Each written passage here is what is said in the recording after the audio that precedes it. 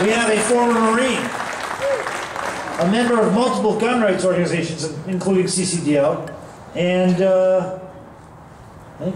I'll let him tell his story. Help me welcome Angel Cadena.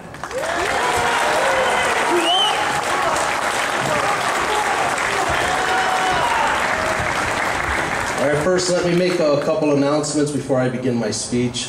First off, I'm not here to cut the grass, so stop asking.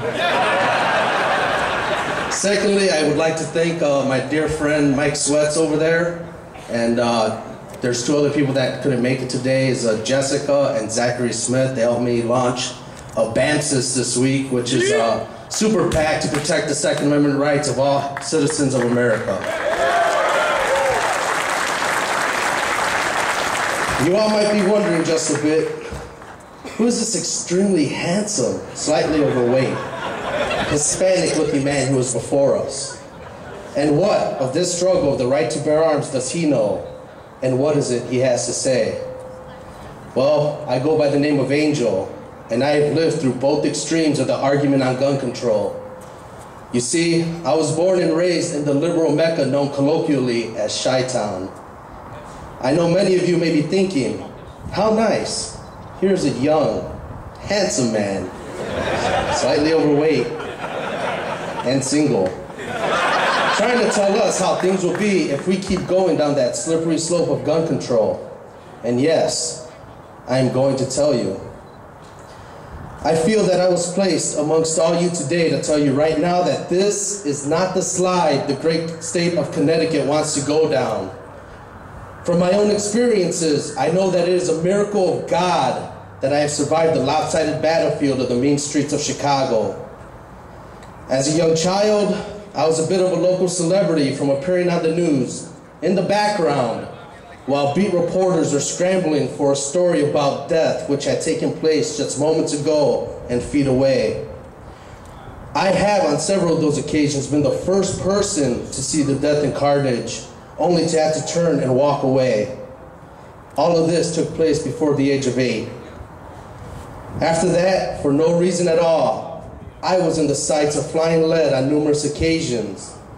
I've had some close calls, missing strands of hair on my head, and an ass puckered so tight, it's a miracle that I can even use a bathroom these days. One night, my dear father was not so lucky. We were walking home from a nearby bus stop. He had just taken my sister, her friend, and myself to see the first Jurassic Park movie. Oh, what a treat it was. Movies came few and far between back then. Well, on our way back, my sister and her friend ran ahead to get home and spread the news of dinosaurs eating people and whatever else was going through their teenage heads. So there we were, my father and I, at the relatively safe intersection of 56 and Mozart. And then it began. That slow feeling you get when adrenaline rushes through you. My body knew what was happening before I even realized that we were in the middle of gang crossfire. Bullets skinned the top of my head, hence the strands of hair lost, and that immediate pucker I spoke of before. And then it happened. My father stumbled and I rushed to keep him on his feet. His next words were, "I've been shot and for me to run."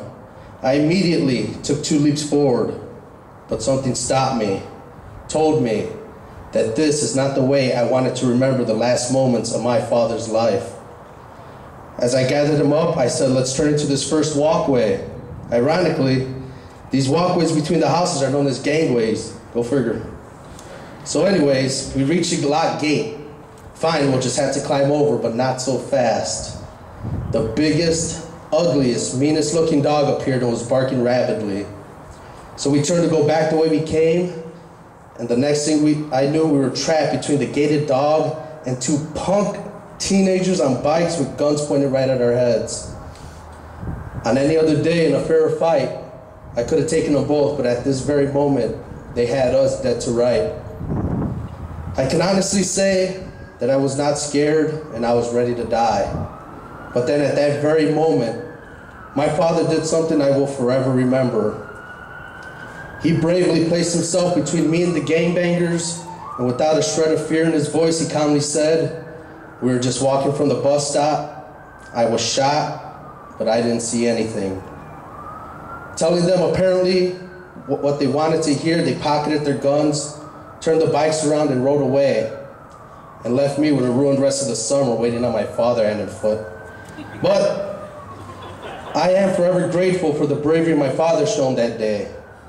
I had used that lesson throughout my life, both as a United States Marine in service to my country, hoorah, and now as a father myself.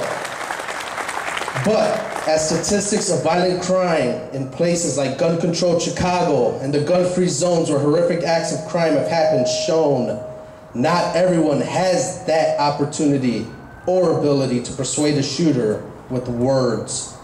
In Newtown, the very same act of bravery was used by heroes, but it was not enough, responsive to just words.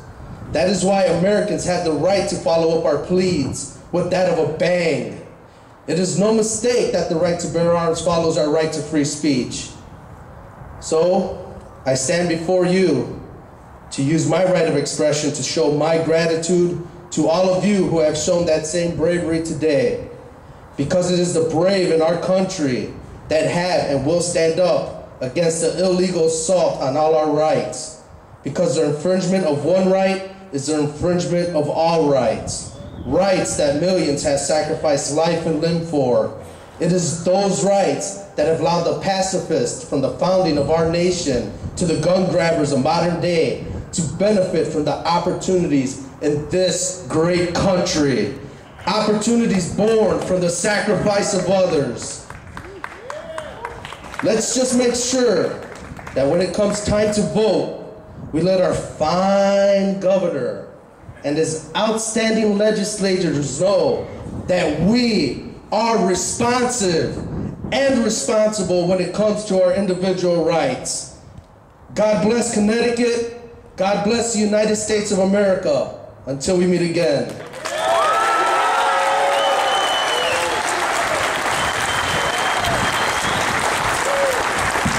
Thank you, Angel.